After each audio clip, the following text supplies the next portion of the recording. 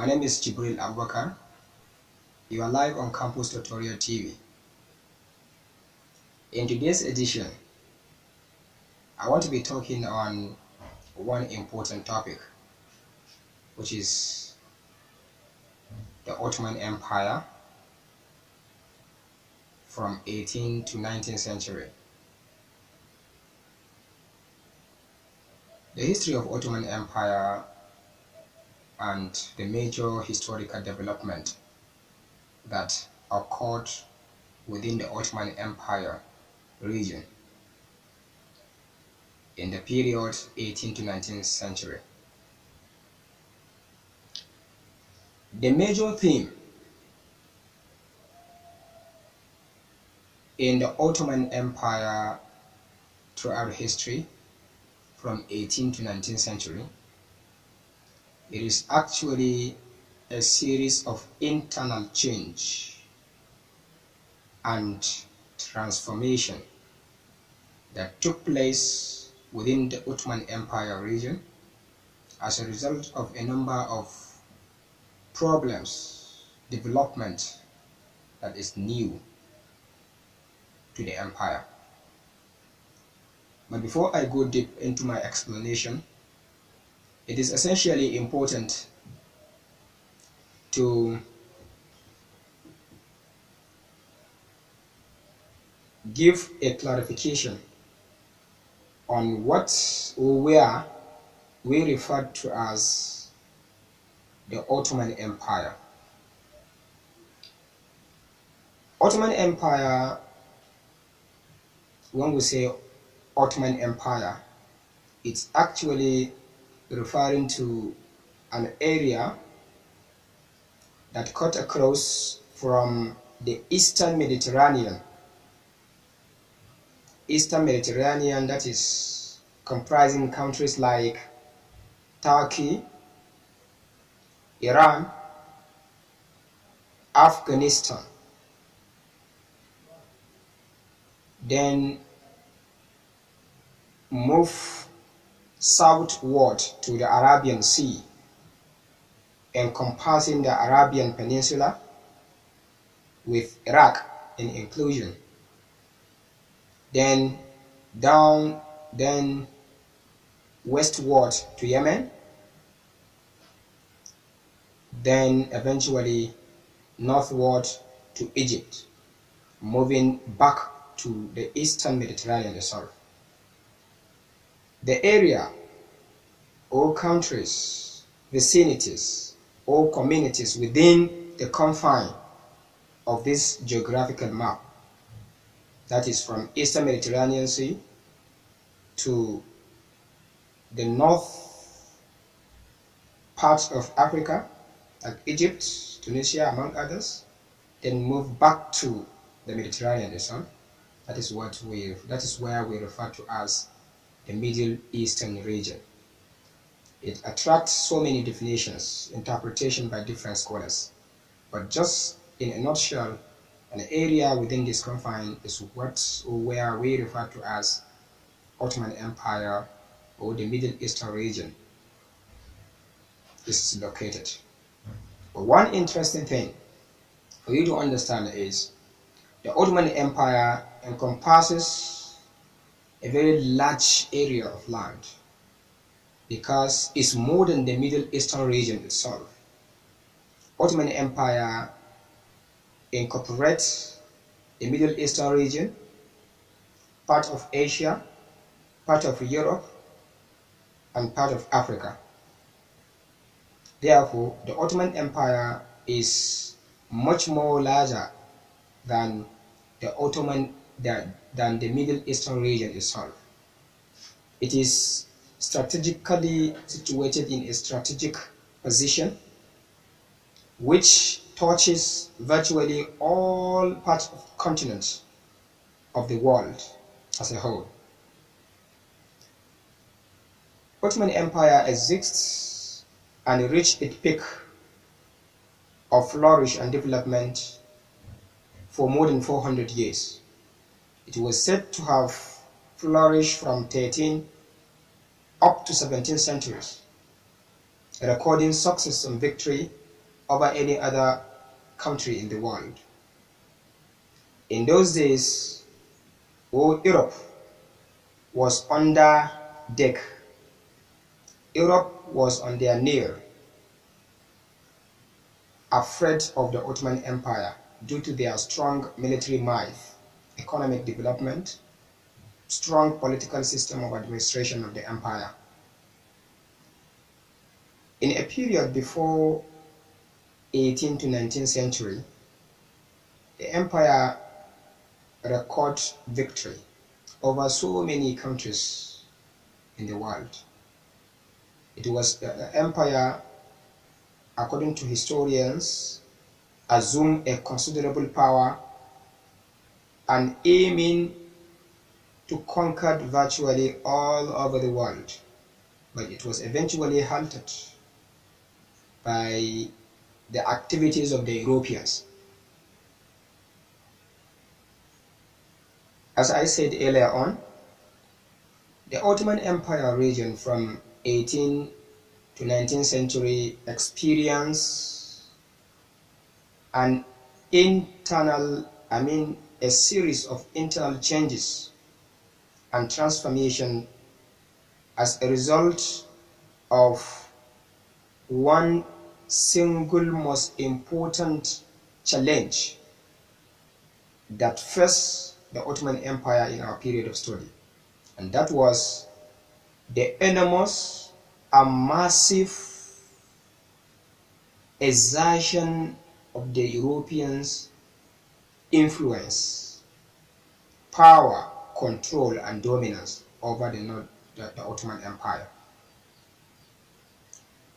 The Europeans began to exert their influence and dominance on the Ottoman Empire region in order to take control of both human and the material resources of the empire.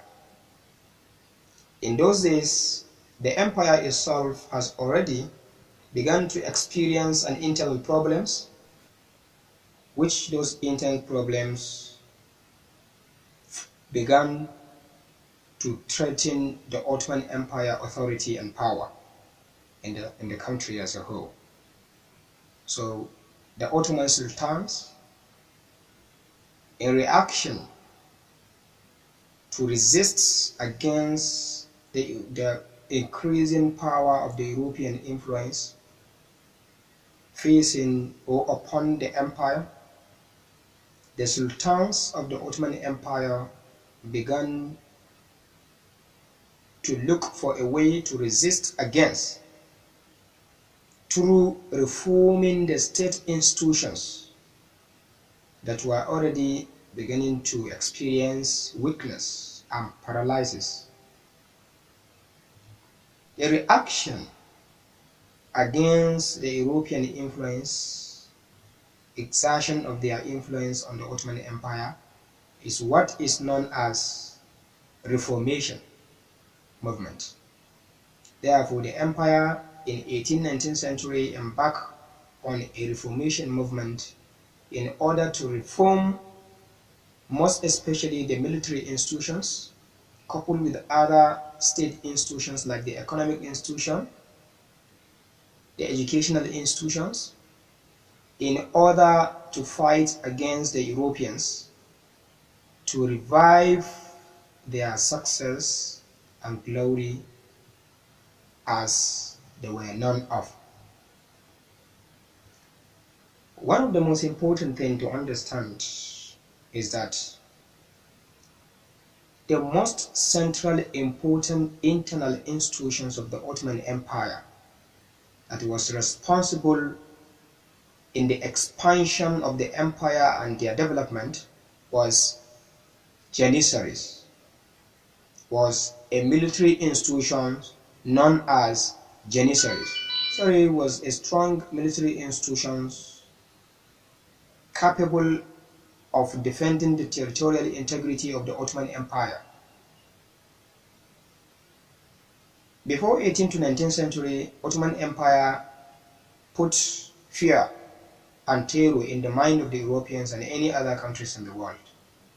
But as a result of the weakness of the military institutions, the empire began to experience weaknesses, declining, and eventually collapse. The Janissaries, who were known of being vibrant, strong in terms of training, they eventually began to involve in a commercial activities. They ventured into an active commercial engagement and activities with the civilians of the Ottoman Empire, which developed in them living in a luxurious lifestyle, which is not their major characteristics in a period before 18th to 19th centuries. So as a result of this development, the militaries are more of civilians than the militaries as was known. So they eventually become a liability than to remain as an asset in defending the territory of the Ottoman Empire as it was known of being. So as a result of this, the empire began to decline because it further became evident by leading to the development and the formation of other interest groups. Aside from the weakness of the military institutions, their inability to undergo daily exercise, they leave barracks and engage with the civilians of the Ottoman Empire. They develop a selfish interest of becoming more and more wealthy. The selfish interests made them reluctant to involve in a warfare in the defense of the Ottoman Empire. This thereafter led to the weakness of other institutions or other groups, like the bureaucracy. Bureaucracy is one of the agency in the political administration of the Ottoman Empire in the process of recruitment and promotion of officials in the Ottoman Empire. But eventually, 18th to 19th century, the bureaucracy thereafter became infused in active nepotism and buying and selling of offices to incompetent officials. This was another major internal problems affecting the Ottoman Empire, leading to their final collapse as a result of the European penetration. Thirdly, there is another group called ulama. The ulama was also another important institution within the state institution of Ottoman Empire, which was capable of performing regional functions. But thereafter, they began also to involve in their selfish interests. The ulamas acted on behalf of the Sultan of Ottoman Empire. So they began to assume a considerable independent authority, thereby making them or distancing them from the central control and administration, thereby weakening the authority of the Sultan at the capital of Ottoman Empire, Istanbul. Then we also have another group called Derebis. The Derebis are unorganized local rulers that set up as a result of the weakness in the military institutions. They began to see it as an opportunity to establish principalities. They establish principality headed by princesses. Their own intention, both the Derebis, the ulamas officials, their intention was not to overthrow the government of the Ottoman Empire, that is the central government, but rather it was merely to establish an independent autonomy which will be generated within their children and their heirs. So, as a result of these internal problems, the administration of Ottoman Empire, which was known to be a centralized political system of administration, began to decentralize. And that was the factors internally responsible in weakening the Ottoman Empire, which paved a vacuum for the Europeans to penetrate it with their powerful technological experiences to begin to decline and to dominate the Ottoman Empire as a whole. So around 18th-19th century, the empire began to collapse as a result of these problems, and Europeans began to increasingly exerting more and more influence and dominance over the Ottoman Empire region. This led to the ideology of the Ottoman Sultan to embark on a policy in order to revive and to reform those internal state institutions that are already weakening, to reform them in order to be giant and capable enough to fight against the Europeans in order to retain their known victory in history. So in the process of making a reformation, ironically, the more the Ottoman sultans embark on a policies to reforms, the more the Europeans became more dominant and victory. So paradoxically, the empire, while the sultans are reforming the empire to fight against the Europeans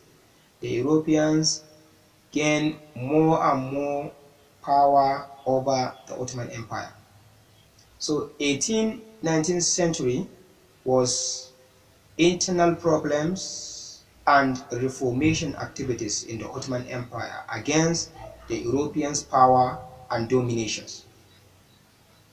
So having had this,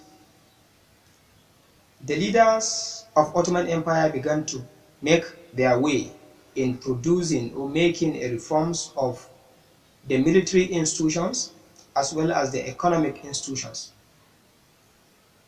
The patterns and nature of reformation activities in the Ottoman Empire began from 1789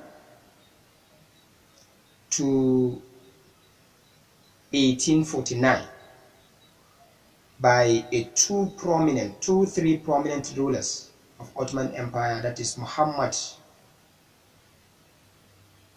the First, then Muhammad Ali, then Salim the Third. In the process of reforming those military, economic institutions, social and educational institutions, that led to a division between the Ottoman elite. The Ottoman Empire elite, intellectuals, philosophers, thinkers, divided into two groups. There are the groups who are known as conservatives or the traditionalists, in other words. Then on the other hand, there is another group called the progressive or the continuity. In other words, they also call them modernity. So let me just take two names, that is the modernity and the traditionalist. The philosophers of Ottoman Empire, the modernities, are on the view that they are subscribing on the reformation of all the institutions of Ottoman Empire by copying and imitating the Europeans' way of life, their military institutions, their mode of dressings, their religions, and most of their activities to imitate in order to reform. So they are thinking on their own view, the modernities, that when they subscribe to the ideologies of the Europeans in both pattern, manners, way of thinking, in their economic and all the other institutions, Ottoman Empire would definitely rise against to recover its glory and defeat the Europeans. While on the other hand, the traditionalists are on the view that they will reform the Ottoman Empire, but they will be very conscious of the long-standing tradition of the Islamic order that was firmly established for a number of centuries, since before 18th to 19th centuries.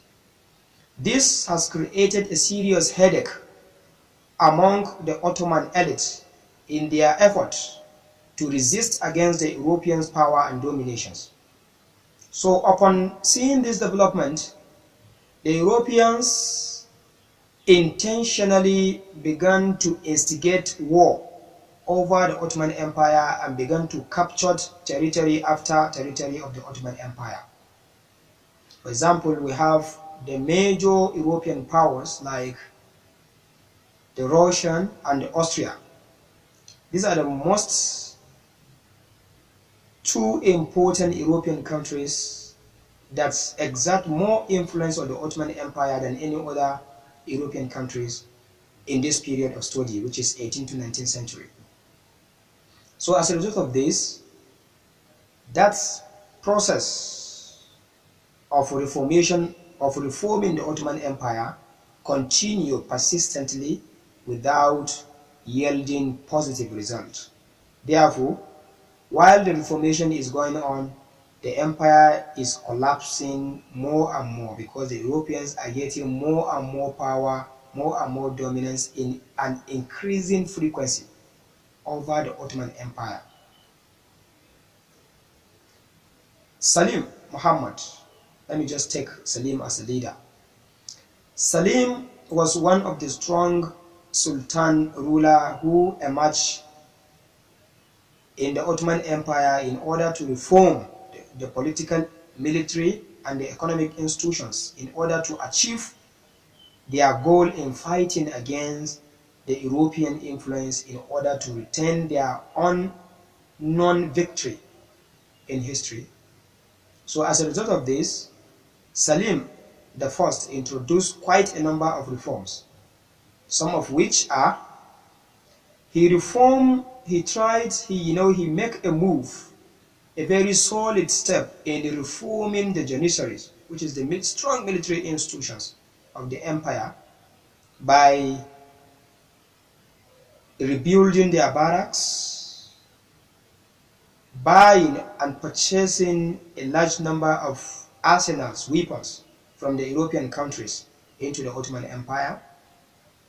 He recruited more Janissary leaders. He increased their salaries. But one ironical point of understanding is that the military, that is the Janissaries, already have subscribed to their selfish interests. Therefore, their own opinion is not for the centralization of the Ottoman Empire now. Their focus now is to just venture into a business so serious and to accumulate more and more of wealth, to become more and more wealthy and enjoy in an unprecedented lifestyle.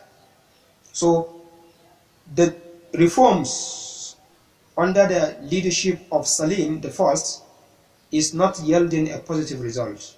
While the leader or the Sultan is trying to reform, the militaries are not ready to succumb to the reforms and to unite for the development of the Ottoman Empire. Therefore, the Janissaries officials are becoming more wealthier at the expense of the Ottoman Empire decentralizing and collapsing in the hands of the Europeans.